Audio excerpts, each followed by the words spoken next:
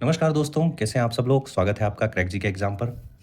संविधान की तैयारी हो रही है, कंटिन्यू राजव्यवस्था की तैयारी हो रही है और यदि आप भारत में किसी भी एग्ज़ाम की तैयारी कर रहे हैं, वनडे एग्ज़ाम हो, चाहे स्टेट पीएससी एग्ज़ाम हो या किसी भी राज्य में स्पेशल किसी पद हेतु आप एग्ज़ाम की तैयारी कर रहे हैं, संविधान उसका भाग है, पॉलिटी उसका भाग है, तो ये वीडियो आपके लिए बहुत ही महत्वपूर्ण हो सकता है। और कंटिन्यू हम लोग नोट्स भी प्रोवाइड कर रहे हैं। यदि आपने हमारे वीडियो देखे होंगे और नोट्स हमारे पा रहे हैं, तो बहुत अच्छी बात है और नहीं पा रहे हैं, तो हमारे चैनल पे जाके वीडियोस को देख सकते हैं और टेलीग्राम से जुड़ के हमारे वीडियोस के जो नोट्स हैं पीडीएफ के माध्यम से आप पा सकते हैं।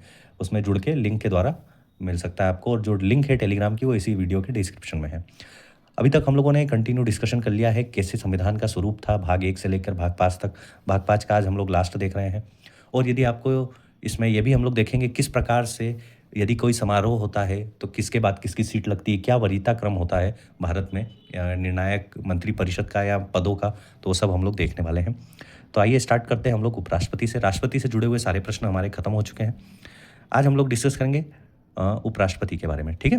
तो उपराष्ट्रपति जो होते हैं वो उनके बारे में संविधान के अनुच्छेद 63 के अनुसार भारत में एक उपराष्ट्रपति होगा और भारत का उपराष्ट्रपति जो होता है वो राज्यसभा का पदेन सभापति होता है। ये हमारे संविधान में नियम दिया हुआ है, ठीक है, कि उपराष्ट्रपति ही राज्यसभा के पदेन सभापति होंगे।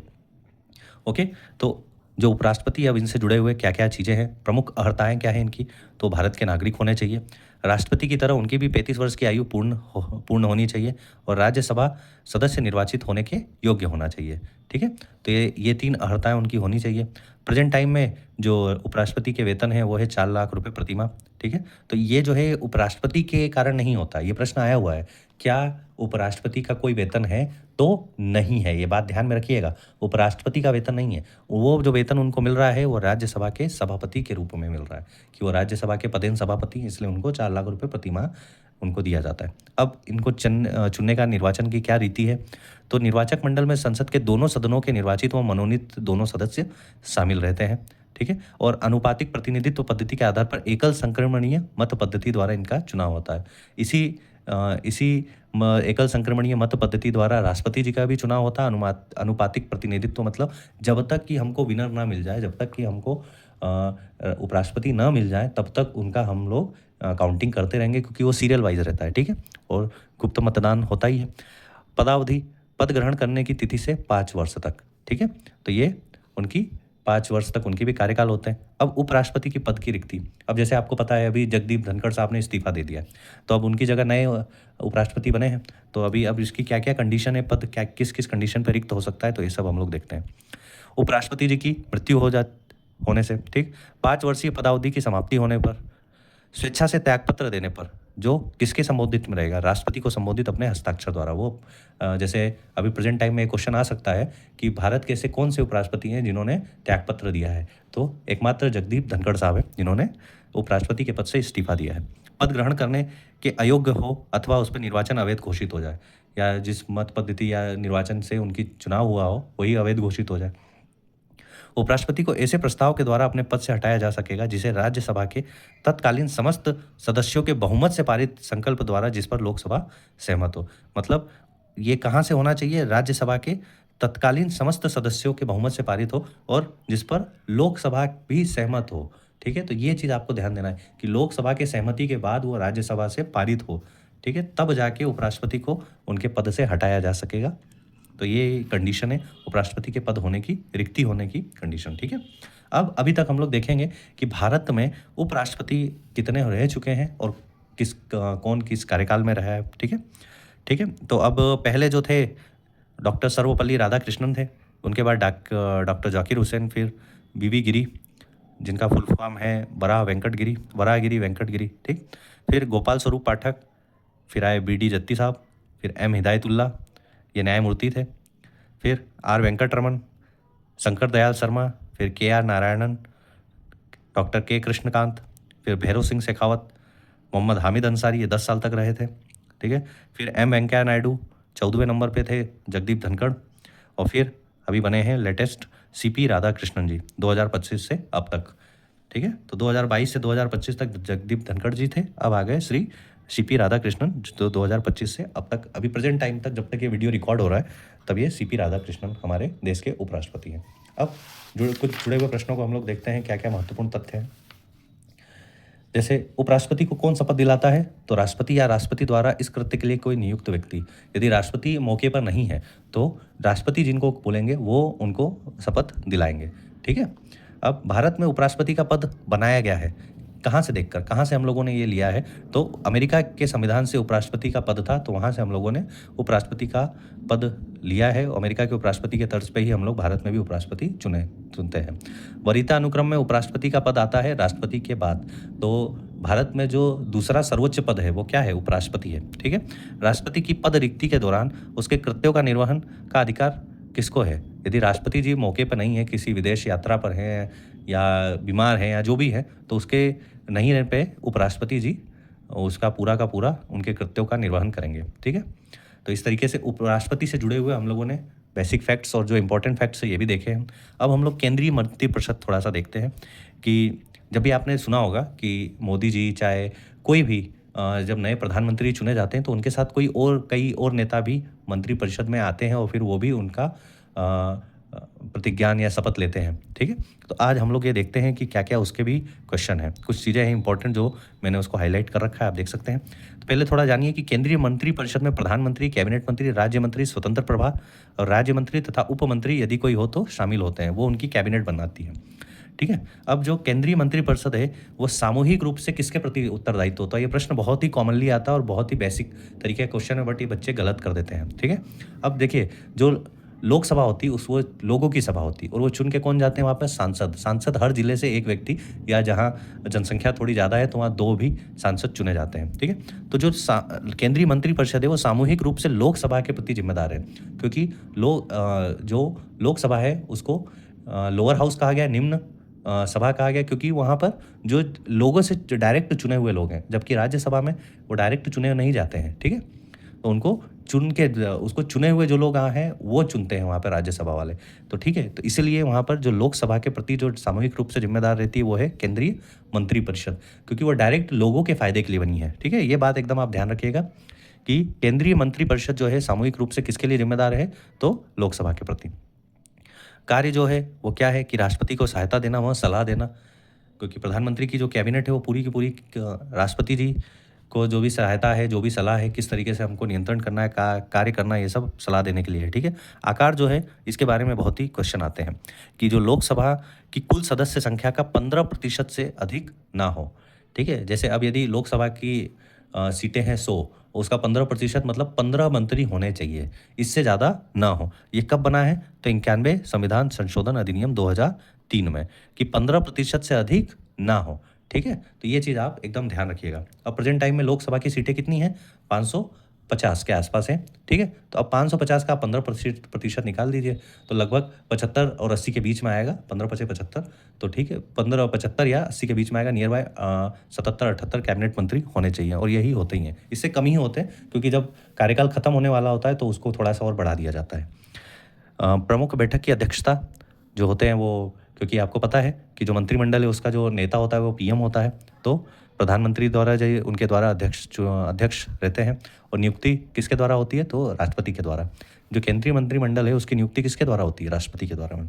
अब जब 15 अगस्त 1947 को देश आज़ाद हुआ था तो कितने केंद्र मंत्रालय थे?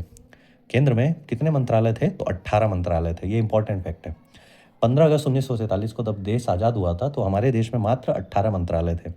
फिर उसके बाद आज के समय में, वर्तमान समय में हमारे पास लगभग 52 मंत्रालय हैं और कैबिनेट मंत्री अलग हैं। ठीक है। मंत्रालय की बात हो रही है यहाँ पर। कैबिनेट मंत्री, अब जैसे एक ही मंत्रालय से 2 मंत्री हो सकते हैं, एक कैबिनेट मंत्री हो और एक स्वतंत्र प्रभार हो। ठीक है। तो वर्तमान में मंत्रालय कितने हैं? 52। और शुरुआत में कितने थे? तो 18 थे। ठीक है। अब थोड़े से महत्वपूर्ण तथ्य हम लोग थोड़ा देख लेते हैं।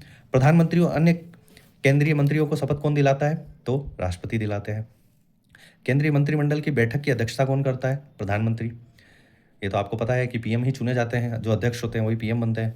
कोई भी मंत्री संसद का सदस्य बिना मंत्री बने कब तक रह सकता है? तो 6 महीने तक। मतलब कोई भी मंत्री है वो संसद का सदस्य नहीं है। ठीक है। तो कब तक वो मंत्री बना रह सकता है? तो 6 माह तक बना रह सकता है। 6 माह के अंदर उसको किसी न किसी जगह से उसको जीत के आना ही पड़ेगा। संविधान में मंत्रिमंडल शब्द का प्रयोग कहाँ किया गया है? तो अनुच्छेद 352 के खंड 3 में किया गया है। मंत्रिमंडल जो शब्द है ये संविधान में मात्र एक जगह ही है, ठीक है? तो कहाँ है? अनुच्छेद 352 के खंड 3 में। मंत्री परिषद के विरुद्ध अविश्वास प्रस्ताव लाने के लिए लोकसभा के सदस्यों की न्यूनतम संख्या कितनी होनी चाहिए? तो 50 होनी चाहिए। मंत्री परिषद के विरुद्ध तो यदि आपको लाना है तो 50, ओके? मतलब आपको अविश्वास प्रस्ताव लाना है। अब जैसे क्या होता है, कभी-कभी किसी जैसे आपको याद होगा अटल बिहारी जी की सरकार गिर गई थी, तो क्या हुआ था, उसमें अविश्वास प्रस्ताव लाया गया था, लो कॉन्फिडेंस मोशन ला दिया गया कि नहीं जो इनके साथ हैं वो अब इनके साथ नहीं है, इनके पास बहुमत का आंकड़ा नहीं है। तो इसको लाने के लिए निम्न कितनी संख्या होनी चाहिए, कितने मिनिमम लोग होने चाहिए? तो 50 चाहिए, ठीक है? स्वतंत्र भारत के प्रथम कानून मंत्री कौन थे? तो डॉक्टर बी आर अम्बेडकर साहब थे, ठीक है? स्वतंत्र भारत के प्रथम वित्त मंत्री तो आर के षणमुखम चेट्टी। ये प्रश्न आए हुए हैं और बाकायदा ये रिपीट भी होते हैं, इसलिए ये महत्वपूर्ण है, इसलिए आप एकदम ध्यान में आप रखिए इस बात को। अविश्वास प्रस्ताव कहाँ पेश किया जाता है? तो सिर्फ लोकसभा में, क्योंकि लोकसभा मंत्रिपरिषद से जुड़ी हुई है और सामूहिक रूप से यही उत्तरदायित्व होती है। भारत से संबंधित आधिकारिक दस्तावेज जिसको श्वेत पत्र कहा जाता है। भारतीय संविधान में अनुच्छेद 75(1) का जोड़ा गया था कब? 91वें संविधान संशोधन 2003 में, ये देखिए यहाँ पर, जिसमें लोकसभा के सदस्यों के बारे में कहा गया था कि कैबिनेट में कुल कितने प्रतिशत से अधिक नहीं होना चाहिए, 15% से। राष्ट्रपति को कैबिनेट की सलाह मानना बाध्यकारी कर दिया गया कब से? 42वें संविधान संशोधन 1978 से कैबिनेट की सलाह मानना आपके लिए बहुत ही जरूरी है, राष्ट्रपति जी के लिए ये बाध्य हो गया है। राष्ट्रपति को कैबिनेट की सलाह के पुनर्विचार के लिए एक बार भेजने की शक्ति दी गई थी, फिर उसके बाद 44वें संविधान संशोधन 1978 में यहाँ पे बाध्यकारी कर दिया था, यहाँ पर एक बार भेजने की शक्ति गई थी कि राष्ट्रपति भी चाहे तो एक बार उस पर पुनर्विचार करवा सकता है, ओके? तो ये आप ध्यान रखिएगा, महत्वपूर्ण तथ्य, ये प्रश्न आते हुए। अब हम लोग कुछ जुड़े हुए उनसे अनुच्छेद देख लेते हैं और फिर वरीयता क्रम हम देखते हैं कि किसके बाद कौन आते हैं। अब महत्वपूर्ण अनुच्छेद क्या क्या है? अनुच्छेद 74(1) सब क्लोज 1, राष्ट्रपति को सहायता व सलाह हेतु एक मंत्रिपरिषद जिसका प्रमुख कौन होता है? प्रधानमंत्री। 74 का सब क्लोज 2, राष्ट्रपति को मंत्रिपरिषद द्वारा दी गई सलाह की जांच किसी न्यायालय द्वारा नहीं की जाएगी। ये एकदम इंपॉर्टेंट है, ओके?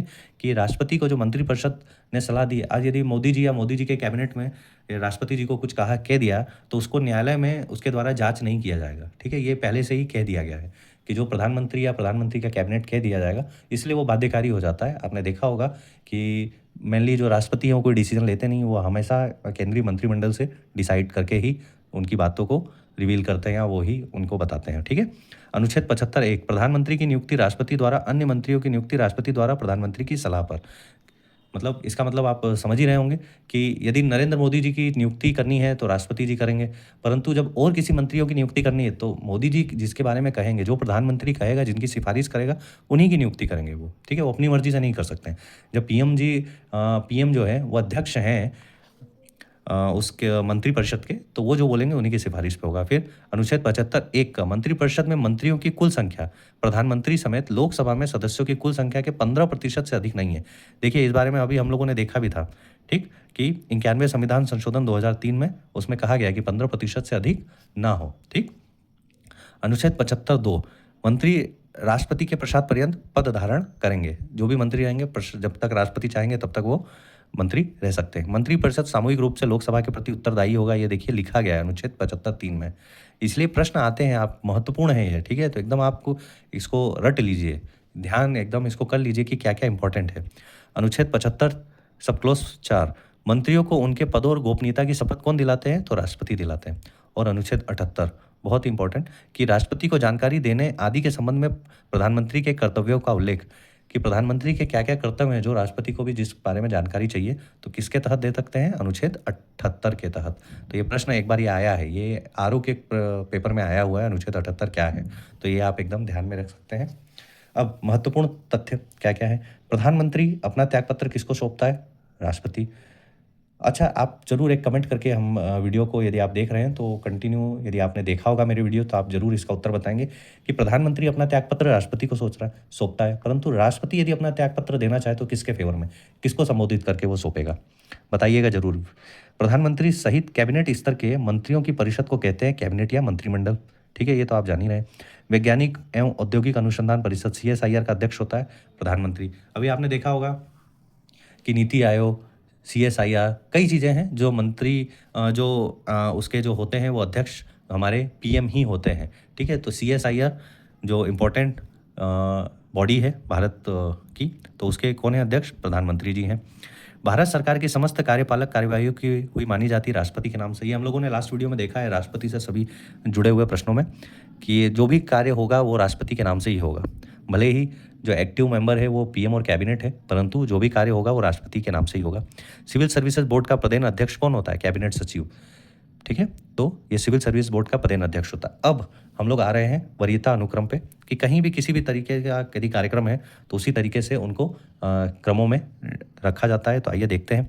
वरीयता अनुक्रम केंद्र व राज्य सरकार के विभिन्न पदाधिकारियों के पदक्रम से संबंधित है। इसका प्रयोग राजनीतिक समारोह के अवसर पर किया जाता है।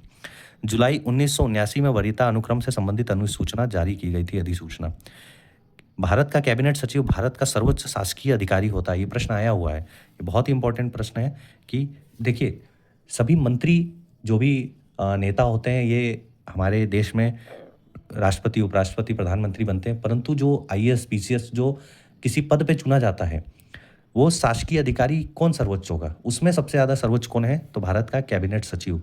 ठीक है, तो ये जो होता है ये भारत सरकार सर्वोच्च शासकीय अधिकारी होता है, ये बात ध्यान रखिएगा। सरकार की तरफ से चुना हुआ सबसे सर्वोच्च जो पद है वो है कैबिनेट सचिव। अब सबसे जो वरीयता अनुक्रम में सबसे पहले पद पे आते हैं राष्ट्रपति, दूसरे पे आते हैं उपराष्ट्रपति, तीसरे पे आते हैं प्रधानमंत्री, चौथे पे आते हैं राज्यों के राज्यपाल अपने अपने राज्य में। ठीक है, अब यदि सीटिंग अरेंजमेंट होगी तो सबसे आगे राष्ट्रपति, फिर उपराष्ट्रपति, फिर प्रधानमंत्री, फिर राज्यपाल, फिर जो भूतपूर्व राष्ट्रपति हैं वो 5वें नंबर पे रहेंगे। छठे नंबर पे भारत के मुख्य न्यायाधीश और लोकसभा के अध्यक्ष दोनों संयुक्त रूप से छठे नंबर पर हैं। 7वें नंबर पे केंद्र के कैबिनेट मंत्री, जो केंद्र में कैबिनेट मंत्री मंत्री परिषद में रहेंगे वो। राज्यसभा और लोकसभा में विपक्ष के नेता 7वें नंबर पे। नीति आयोग के उपाध्यक्ष भूतपूर्व प्रधानमंत्री और राज्यों के मुख्यमंत्री अपने अपने राज्य में, ये 7वें नंबर पे रहेंगे। और 7 में भारत रत्न से जो सम्मानित व्यक्ति है वो भी हमारे वरीयता में माना जाता है। ठीक है, तो ये आप वरीयता अनुक्रम जरूर याद रखें, क्योंकि ये भी प्रश्न आए हुए हैं। तो आप ये सब के सब पीडीएफ के माध्यम से हमारे टेलीग्राम से आप प्राप्त कर सकते हैं पीडीएफ, और नहीं तो आप इसका स्क्रीनशॉट भी ले सकते हैं। बहुत ही इंपॉर्टेंट अभी हम लोगों ने कवर किया है राष्ट्रपति, उपराष्ट्रपति। अब आने वाले वीडियोज़ में हम लोग कंटिन्यूस भाग वाइज और अनुच्छेद वाइज हम कवर करेंगे। जो भी इंपॉर्टेंट क्वेश्चन बनते हैं वो भी हम लोग वीडियो में कवर करेंगे। तो आप लोग जुड़े रहिए क्रैक जी के एग्ज़ाम से, और अपने संविधान को शानदार तरीके से तैयार करते रहिए। तब तक के लिए नमस्कार, जय हिंद।